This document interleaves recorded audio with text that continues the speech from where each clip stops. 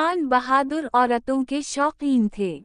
बेगम साहिबा बस इसी गम में गुल गुल कर दुनिया से चली गईं। बड़ी नेक खातून थीं, गरीब परवर, हर एक के दिख दर्द में शरीक। उस दूर ही से मैं यहाँ इस दीवार के साए में ये काम करता हूँ। पर तब ये खोखा नहीं था। ये 1972 में इस इमारत के उजड़ जाने के बाद कहीं जाकर बनाया था।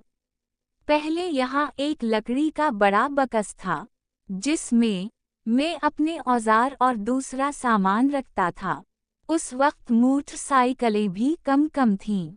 ये खोखा तो अब कोई 4-5 साल पहले बनाया है। कारपोरेशन वाले हर माह 2000 लेके जाते हैं। मुनव्वर ने मतलब की बात पर आना चाहा। यार ये बताओ करीम भाई, इस इमारत को कैसे अंदर से देखा जा सकता है? मेरा मतलब है मैं इस इमारत को अंदर से देखना चाहता हूँ। करीम ने मुनव्वर को गौर से देखा, जैसे पूछ रहा हो कि आखिर क्यों।